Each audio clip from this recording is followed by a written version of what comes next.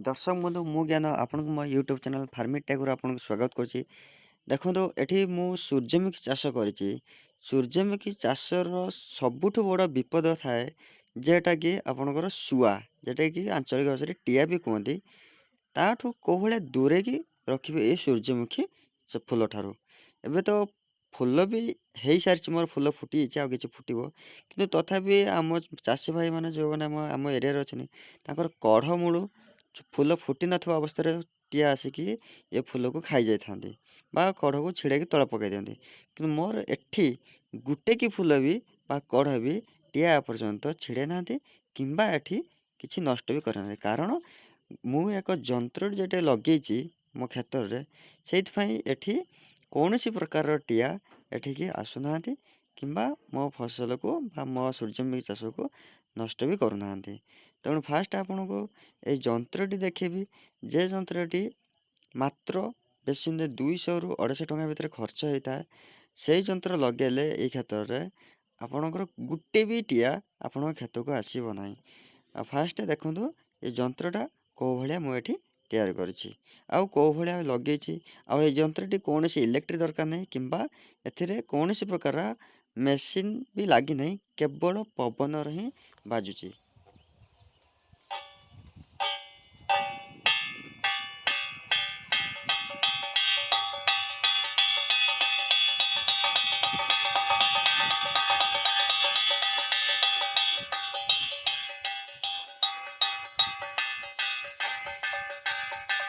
मात्र 150-200 टଙ୍କା भितर खर्च हम।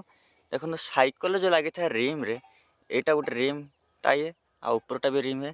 यहीटा लगे कहीं तलाटा लगे ऑटोमेटिक रोटेट कर जे आड़ पवन दब, जे आड़ पवन दब से ऑटोमेटिक रोटेट हम। आउ जो उपरटा जो साइकिल रिम लगाई एटा बाजो बहुत जोर से बाजो जहाँफल कि टिया आपन खेत को आसब ना। देखी ना भाई मैंने टे कौ भाया मुझे तैयारी करनसा स्ट्रक्चरटा देखी ना कौ भाया तैयारी कर भी एक वीडियो अच्छी से मुझे डिस्क्रिप्शन लिंक रे पठेदेवी ना डिस्क्रिप्शन लिंक देदेवी वीडियोटा लिंक कौ भाया मुझे तैयारी करा बेसी नुहे 200 टଙ୍କା भितर खर्च हम आपणकर बहुत समय बंचेदेव जेटा कि ये आपन तो डेली खेत को आसते पड़ो तथापि आप क्षेत्र नथिबे से जंत्रटी जेटा कि चढ़े उड़ेवा जंत्र सेटा आपन को बहुत हेल्प कर। देखो ये मु पाखापाखि 3 गुंठ जमी मुझे बेसी नुहे ट्रायल एथर करी 3 गुंठ जमी मोर पाखापाखि 3000 एभव गछ अच्छी 3000 उपर गछ अच्छी। जदि मोर गुटे गछ पिछा देखो तो मुझे गछटार एटा तो बर्तमान फुटे ना मुझे गोटे फुटीगला गोटे फूल देखा देखो यहाँ भी पूरा फुटी ना ये गछटा देखो मो एवरेज गुटे गछरे 20 रु 30 ग्राम माने 25 ग्राम मु धरी आमर मंजी बाहर ये गछटार देखो ताहले आप हिसाब करूँ 3000 इंटू 20 केते है आप 60 किलो 3 गुंठ जमी आप 60 किलो सूर्यमुखी अमल करेंगे। धाड़ी की धाड़ी लगाई आप जापार टे मु गहलिया लगे धाड़ी की धाड़ी लगाई।